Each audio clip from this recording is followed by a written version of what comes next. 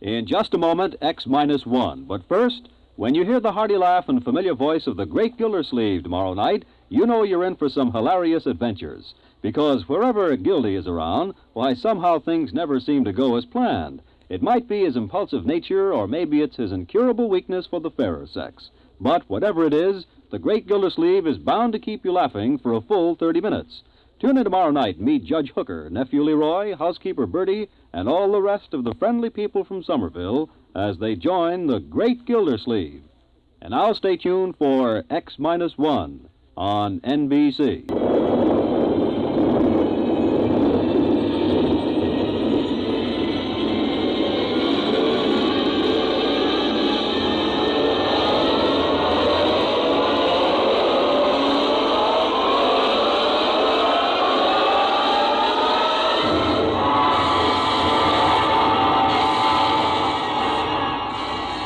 From the far horizons of the unknown come transcribed tales of new dimensions in time and space.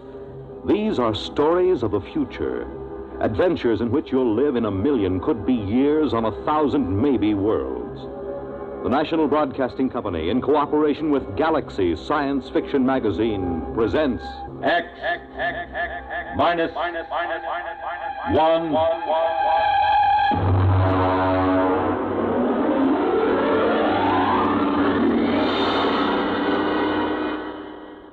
Tonight's story, Junkyard, by Clifford D. Simak.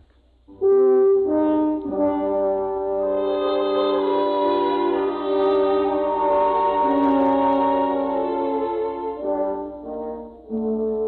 funny thing about the whole thing was the fact that we had never intended to land on Planet 9. We circled it and decided it was strictly a low-grade affair, wouldn't amount to anything for 1 billion years or so. As commander of a galactic survey team, I couldn't waste my time on it. Then my exec saw this junkyard through the telescope. We landed, took a look at a load of alien machine parts discarded by some other spaceship, and then prepared to take off for Earth. It had all been a waste of time. Engine room, MacGyver. This is Commander Warren. All secure? Yes, sir. Very well. Count down for blastoff. Engine room ready, sir. X-5. -4. -3. -2. -1. Fire.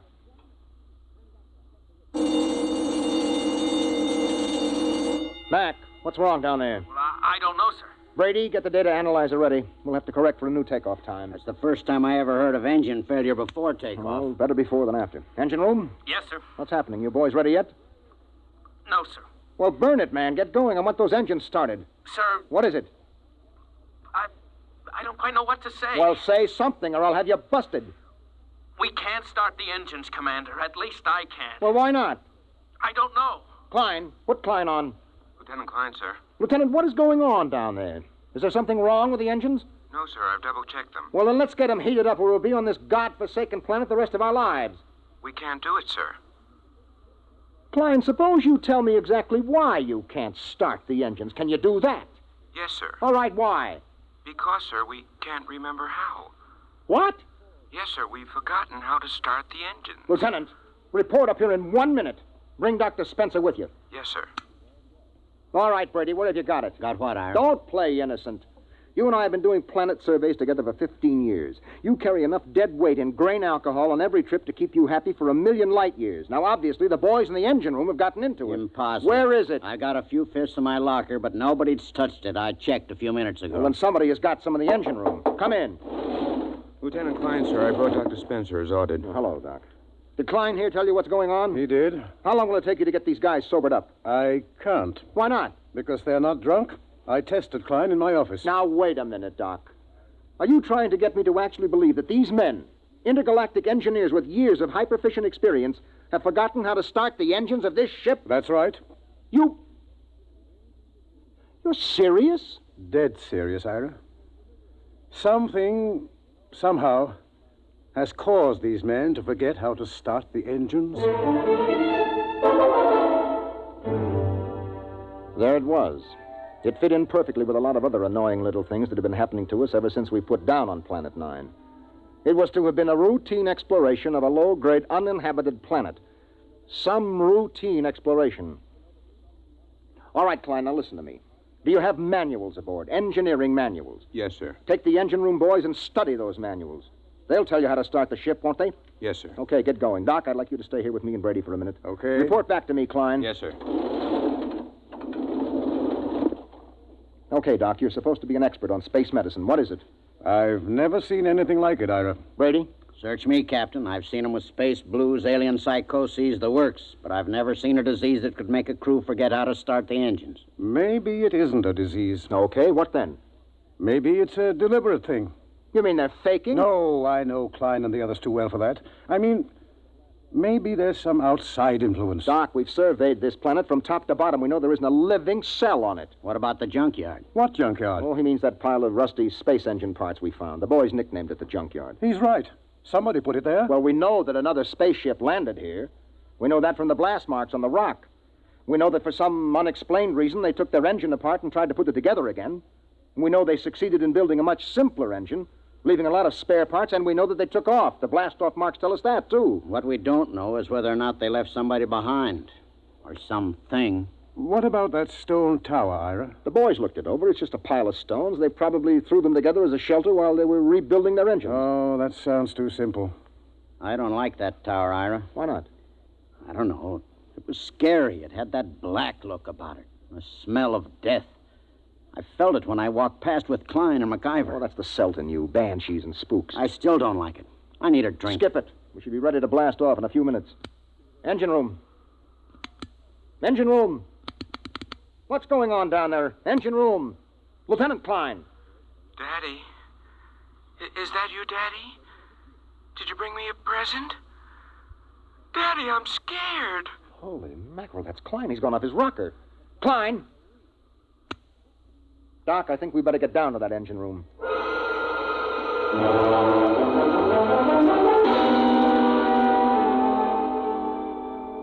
When Doc examined Klein, he found him to have the mind and memory of a 6-year-old. That's it, Ira.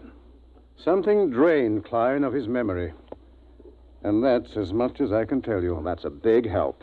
Here's the manual he was reading. Well, at least we can follow this manual and get off this stinking planet. Hand it to me. Right here.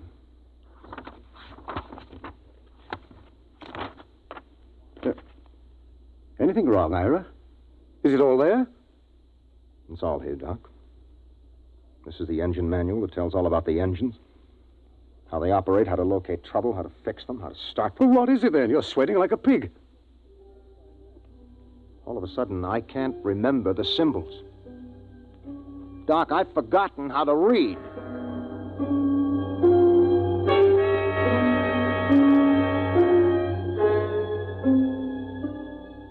I left the engine room and went out through the lock to stand on the outside platform of the ship. I looked over the junkyard where the metal of the rusted engine parts gleamed. There was a riddle there. A riddle we hadn't been able to figure out. Why had an alien spaceship landed here, ripped out its engines, and then put together a simple, less efficient engine and taken off again? And they had worked in an awful hurry, judging by the mess they'd left. Why? Why? Mind if I join you, Ira? No, help yourself, Doc. How's Klein? We've made him some toys. He's playing with them. I've assigned Mac to see that he doesn't hurt himself. Doc. Yes? Have you got any ideas on what's happening to us? Well, man experiences incidents, gathers knowledge, knows emotions. Then, as he grows older, he begins to forget those experiences, forget that knowledge. That's what life is, a long series of forgettings. Here on 9, in some impossible way, the forgetting is speeded up. It happens overnight. No, there's more to it than that. Well, I'm going back to my cabin and try to get some rest.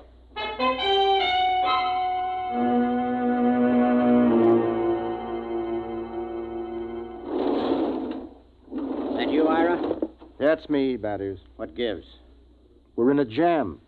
There's been planets I wouldn't mind being marooned on, you know. But this ain't one of them.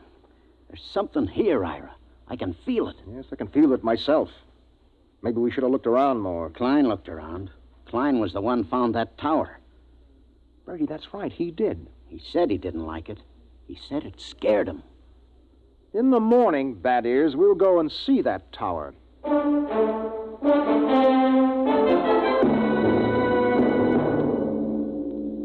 In the morning, I took Doc and MacIver and Brady with me, and we walked across the valley to the stone tower. It wasn't much of a tower, maybe 8 or 9 feet high, made of rocks piled one on top of the other. Pretty solid. Well built and odd. Type F culture, I'd say. Did anybody bother to look inside this thing? MacIver, you were here with Klein yesterday. Yes, sir. We couldn't find a way in, Captain. Klein poked around but gave Well, up. we'll make a way in. Stand back. I think I can shoot the top off it. Oh, now that should be big enough for a man to lower himself into. Okay, pass the rope around my shoulders. Captain, Yes? in case there's anything, well, dangerous, maybe I ought to go. After all, I'm survey engineer. MacIver's right, Ira. Okay, Mac, your responsibility. Yes, sir. Just fasten the rope under my arms. Mm-hmm. That's it. Now, I'll climb up and lower myself in. If I pull twice, haul me out. One pull means okay. Give me a hand, Brady, huh? How about a quick shot of whiskey first? Never touch it. Ready? Yep. Can you see inside? Black as a tomb. I'm going to lower myself. Pay out a little rope. Well, it's been lovely. Here we go.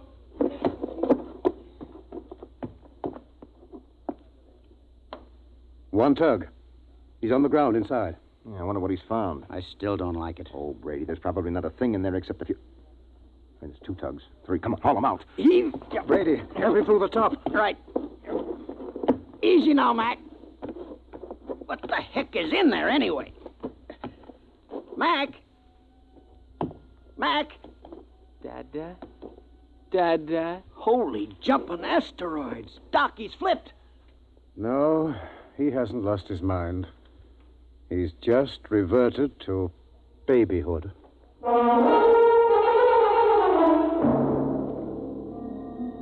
We stood there at the foot of the tower, stunned. MacIver sat on the ground, happy as a clam, playing with his fingers and talking happy little nonsense syllables. Doc, take a look at him. Make sure that he's okay physically. Check. If it's fright, his pulse will be way up. Mac, let me have your hand. That's a good fellow. Now. Good heavens. What is it? I've forgotten what the normal pulse rate is. Pulse. Pulse? Doc, let's get out of here. Brady, pick up MacIver and bring him back to the ship. Come on, let's get away from this tower.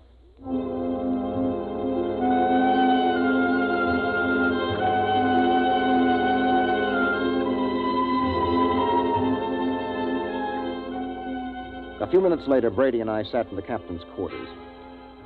He didn't do much talking, just sat and tipped his bottle to his lips ever so often. Well, at least we know in a general way what we're up against. Do we? We know there's been knowledge lost, important information forgotten. Check. Now, that memory, that lost skill, that knowledge went somewhere. Maybe there's something in that tower that takes it away. And I have a silly feeling we might even get it back. Have a drink. That is, get a couple of men, volunteers. Now? Now. What for? We're going to find out what's inside that tower.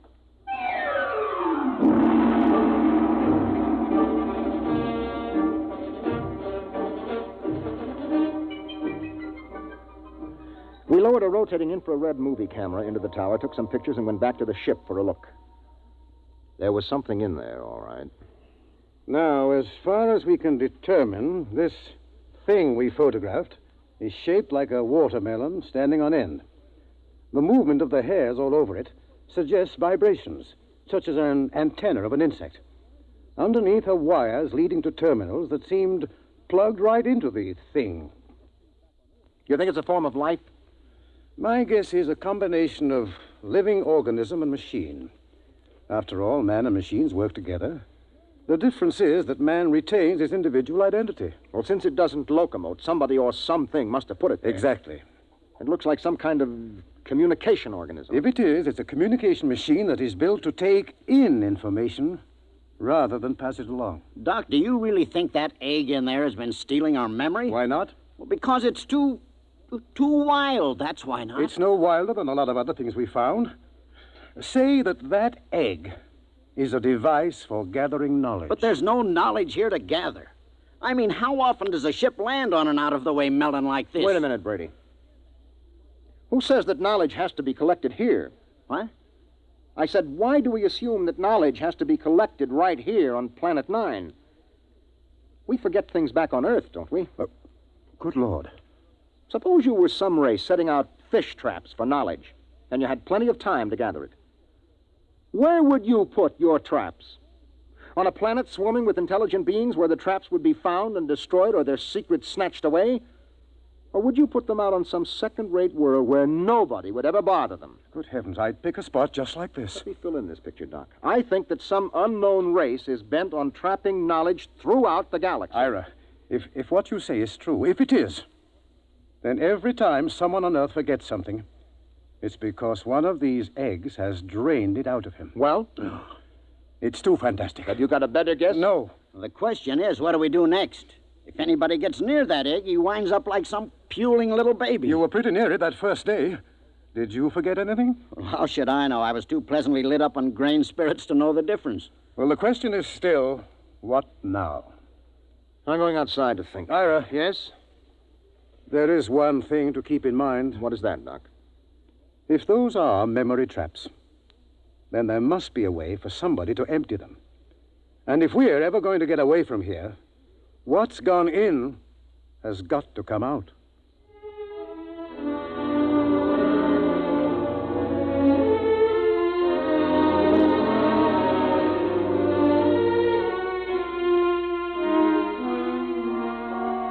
I stood out on the platform of the ship and tried to make some sort of pattern of it. Forgetfulness. That was the key word. All through the galaxy, in every culture, there was forgetfulness. There were lots of learned theories, of course, kinks in the brain, neuroses, data processing. But suppose they were wrong.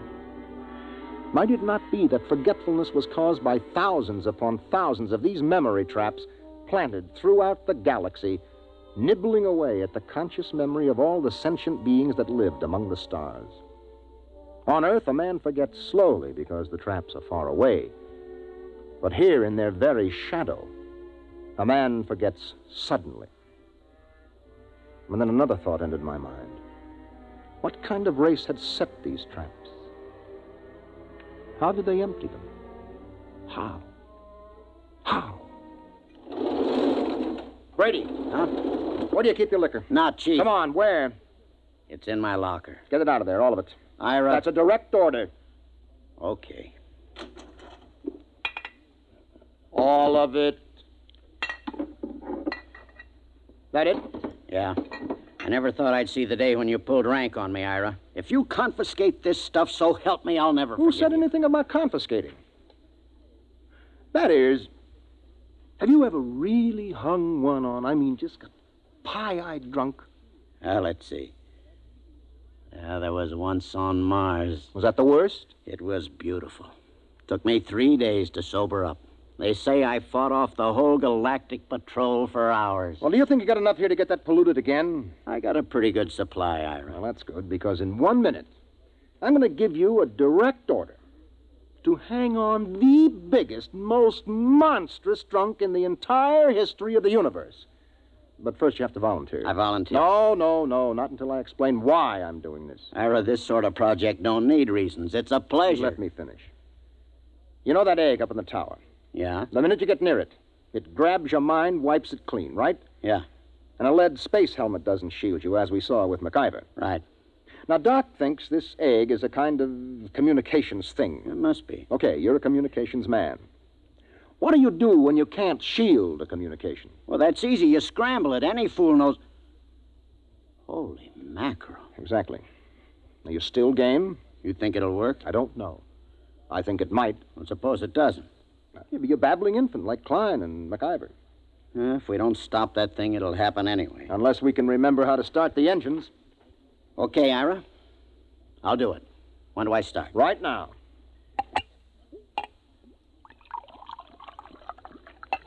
Well, Ira, here's mud in your ever-loving intergalactic eyeballs. You know something? I'm beginning to like this mission already.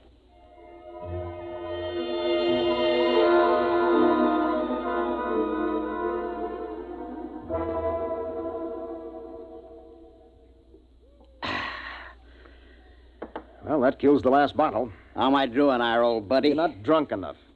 I should have picked somebody like Doc, except he'd probably pass out. I'm not drunk enough, huh, old buddy pal? Not yet. Well, then, in which case, old buddy, I'm going to have to do something I never like to have to do. What's that? I'm going to have to go into my extra special emergency reserve supply. It's a little supply I keep in case of getting marooned on a planet, you know? I don't like to go into it, but in this case, it's my duty.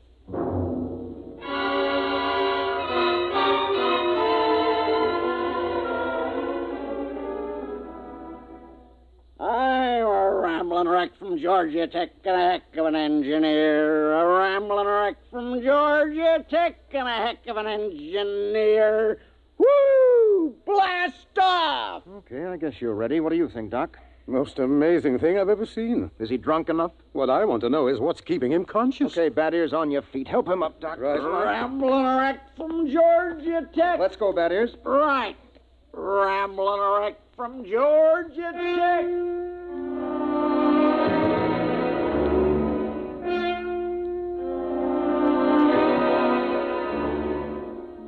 Somehow we pushed, hauled, and stumbled Bad Ears Brady out of the ship and up the rocks to the egg tower. We erected a tripod over the hole with a block and tackle, passed a rope around Brady's chest, and hauled him over the entrance to the tower. There he swung like some overstuffed pig, singing raucously under the eerie moonlight. Rambling wreck from Georgia Tech. Well, what do you say, Ira? We got the earphones on him so they can't slip off. They're on. Well, I guess we're ready to lower him. Ira. Yep. You sure? It's a man's life. I'm not sure, Doc. But as commander of this expedition, I sometimes have to risk the lives of my men. Okay, Ira. Lower away before I start to get sober. Lower away. Blast off. Fire one. Fire two. Bon voyage, Ira. Good luck, Brady. Good luck. He's at the bottom, Ira. Bad Ears, can you hear me? Get your hands out of my hair. Something's got his hands in my hair, Ira. Oh, the thing must be picking at his brain. Brady, listen to me. Do you see the egg? See it, it's my buddy, Ira. My little old egghead buddy. You and me's buddies, egghead, right? Have a drink. Oh, good Lord, he's got a bottle with him. He's pouring it on the egg. Brady, listen to me. The wires. Wires? The lead wires you took in with you. Yeah. Pull out the studs on the egg and hook your wires to it. You got that? Just a minute. Me and Egg here's gotta have a drink. Oh, good heavens. It's no use, Ira. He's too drunk to know what he's doing. I'll try again. Brady, listen. Your friend, the egg, can't hear you, see? He can't have a drink until you hook your wires into him. You got that? Sure, that's an awful thing. That's dreadful. Okay. What's he doing? Doc, you getting any impulses? Not a thing. Maybe we better haul him out. If he starts to sober up... Maybe we'd better. Okay, 1, 2... Wait a minute, wait. What? I'm getting something, Ira. What? This is fantastic. Oh, I'm getting something. All right, haul him out, quick. Right. Come on. A rambling wreck from Georgia Tech. A rambling... Brady, are you all right? Doc, help me. Take a look at him. Is he okay? Yes, he's okay. Just passed out. Let's get him back to the ship. Right. You know what, Ira? What? Tomorrow, about 9 a.m., we're going to be in on the most colossal hangover in the history of mornings after.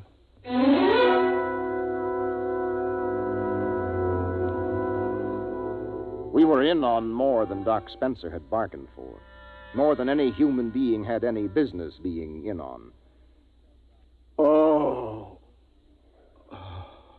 Well, Brady, how do you feel? Shoot me. You turned the trick. The tower. You hooked into the egg. The stuff is rolling out now. Doc and the boys have got a recording hooked up. The stuff they're listening in on is enough to set your teeth on edge. What's that? The information that mind trap has been collecting for hundreds of years. It'll take us years to sort it out, but we're getting some of it straight already. Any of our own stuff? Plenty. Anything on engines? Well, not on our engines. So? We got the dope on the Junkyard engine. Mac and the boys are helping to get it assembled. We're ripping out our own engines and just keeping some of the parts. Another junkyard, huh? Another Junkyard. The engine we're building now is superior to anything ever built. Pretty handy little gadget, that egg. Only one thing. What's that? Tell Doc if he comes across a good hangover remedy to let me know, huh? Oh.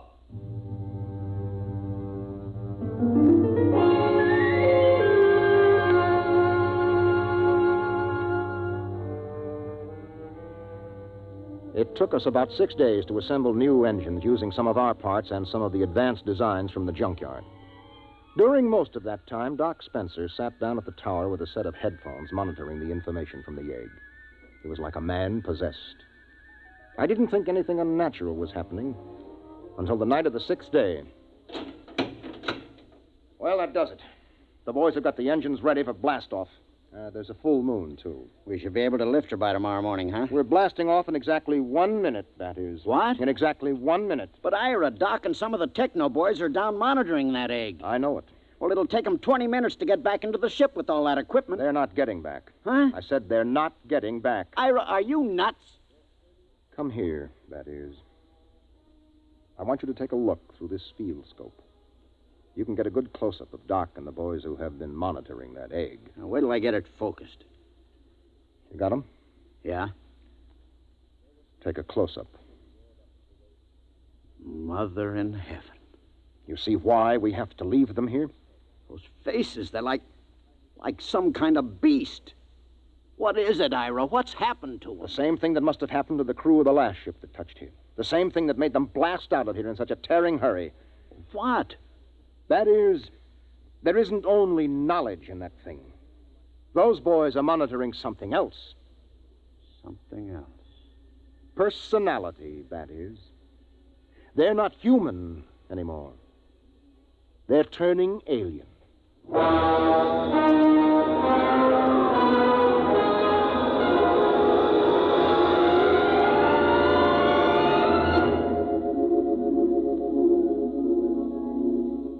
They were still there when the ship roared up away from Planet 9 and pointed her silver nose toward Earth.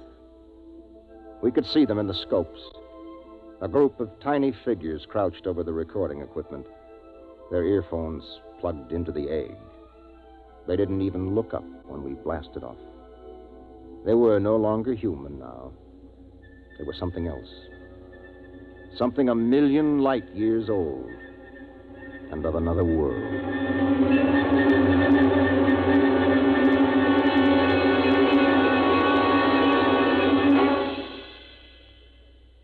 You have just heard X-1, presented by the National Broadcasting Company in cooperation with Galaxy Science Fiction Magazine, which this month features the R. DeWitt Miller story, Swenson, Dispatcher. The story of a shrewd but unscrupulous spaceship dispatcher who tries to best the rival airlines by unethical means, and with most surprising results. Galaxy Magazine on your newsstand today. Tonight, by transcription, X-1 has brought you Junkyard, a story from the pages of Galaxy written by Clifford D. Simak and adapted for radio by George Lefferts.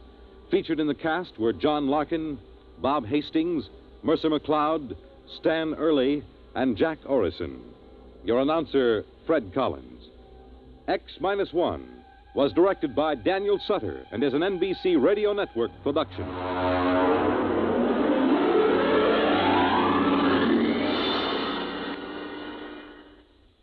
Let's visit Fibber McGee and Molly tonight on the NBC Radio Network.